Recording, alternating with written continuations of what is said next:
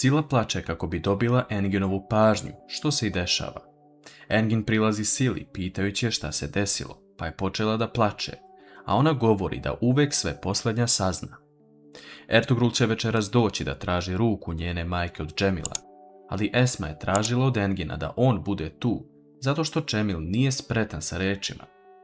Engin se začudi nakon što ovo čuje, a Sila laže Engina za te Esmine reči, samo kako bi ga dovela pred porodicu. Ali šta ovo treba da znači? Engin shvata da je to velika Esmina želja, te prihvata predlog i govori Sili da će kasnije doći po nju i da se spremi. Esma sedi na klupici u parku, ali pored nje je Bejzina majka, koja namjerno ostavlja torbu i odlazi za jednog drveta, kako bi posmatrala Esmu. Esma vidi torbu na klupi i papir na kom piše da osoba koja nađe ovu torbu dođe na određenu adresu. Esma ne može da ostavi torbu tek tako, te odlazi polako na to mesto, ali tamo vidi jednu veliku kuću. Ona zvoni na vrata, a Bejzina majka joj otvara, ali zaboravlja na torbu koju je ostavila. Bejzina majka zove Esmu da uđe unutra, kako bi makar popile kafu, jer je prešla veliki put do ove adrese. Esma ulazi, ali ta žena se dugo ne vraća u dnevni boravak.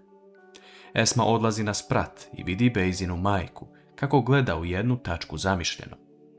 Šta ovo može značiti i kakav plan ima Bejzina majka? Hančer je prva koja dolazi u kuću gdje stanuje njena porodica. Ona shvata da Džemil ne zna za povod zašto se svi skupljaju danas, ali Džemil ima svojih problema jer misli da ga traži ruska mafija. On je stalno pored prozora i gleda da li će neko sumnjiv naići kraj kuće, a Hančer se trudi da ne otkrije zašto Ertugrul večeras dolazi. Ubrzo nakon toga se pojavljuju Sila i Engin, ali to je iznenađenje za sve, jer porodica Yildiz je mislila da se Sila i Engin razvode. Engin govori da nije mogao da izbegne Esmin poziv i da je odlučio da je ispoštuje, ali Hančer to biva čudno, jer Esma nije ništa spomenula. Hančer priča sa Silom u kuhinji nasamo da ni slučajno ne otkriva Džemilu razlog ovog okupljanja, već će sam otkriti večeras. Džemil ostaje sa Enginom i pita ga da li je čuo za neku rusku mafiju koja je u gradu. Engin se nasmeši jer misli da je Džemil uzbuđen zbog večerašnjeg događaja, te govori da se on ne bavi time, već samo pravnim radom. U vili, Mukader saznaje od Gulsum da će Ertugrul večeras doći da traži Esminu ruku, ali shvata da je Džihan ostao u vili i nije ništa uradio povodom toga.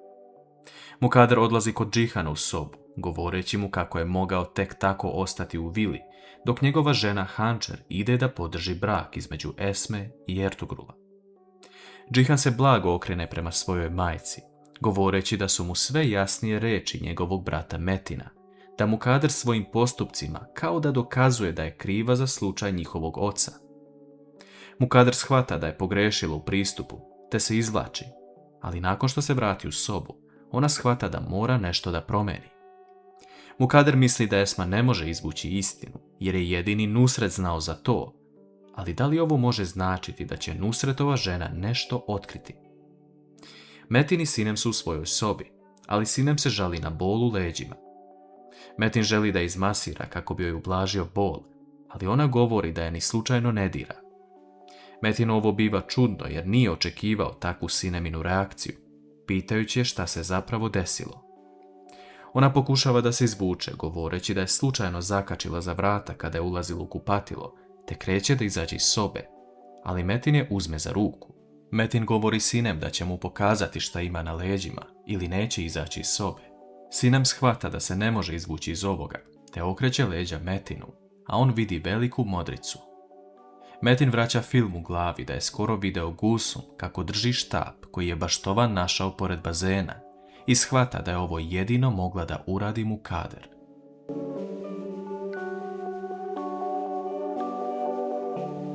Metin traži od Sinem još jedan odgovor, a to je da li se ovo i pre dešavalo od strane njegove majke. Sinem, pomalo uplašeno, potvrđuje Metinu da jeste, a on je zagrli, obećavajući da se to više nikada neće desiti, jer je on sada uz nju. Metin sedi na krevetu, a Sinem mu govori da ne krivi sebe što se ovo desilo, a on razmišlja samo o tome što je njegova majka spremna sve da uradi i da joj napokon mora stati na put sa svojim saznanjima o njoj. Esma je još uvijek kod Bejzine majke i njih dve piju kafu. Ta žena govori da ima problema sa sećanjem jer je proživjela veliki bol u prošlosti, tako što je izgubila muža i ćerku. Esma se na neki način saosjeća sa njom, govoreći da Bog zna kakav put da napravi čoveku, ali žena govori da je možda i bolje što je ovako i da bi bila srećnija da se ničega ne sjeća. Esma se izvinjava tražeći dozvolu od nje da krene kući, jer očekuje gosta, pa je malo u žurbi. Nakon što Esma uhvati za bravu, ona vidi da je zaključano.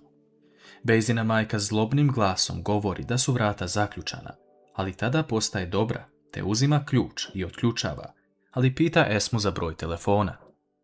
Esma daje svoj broj telefona i tu se njih dve predstave, a ovdje saznajemo da se ta žena zove Gulfem. Nakon što Esma izađe, Gulfem govori da će se one vidjeti brže nego što Esma misli. Džihan odlučuje da ode do kuće porodice Yildiz, ali ipak odlučuje da ne uđe tamo. On samo vidi Enginov automobil i govori u sebi da je Engin, uprkos tome što se razvodi od sile, došao da odigra ulogu zeta, ali Džihan to ne može, nažalost, da uradi. Engin dobija poziv od Nise kako bi ga pitala za neke dokumente, ali sila naravno koristi ovu priliku kako bi izazvala ljubomoru Nisi i spominje Enginovo ime, što ona čuje. Engin je u neprijatnoj situaciji, a Nisa postaje malo ljubomorna. Ertugrul se uskoro pojavljuje, ali svi još uvijek čekaju Esmu. Cemil izlazi napolje sa Ertugrulom kako bi ga pitao da iskoriste ovu priliku da traži ruku od Derije za njega. Ertugrul shvata da Cemil ne zna pravi razlog zašto su se svi skupili, te govori da večeras imaju neka druga pitanja i da nije vrijeme za to danas, a Cemilu nije ništa jasno.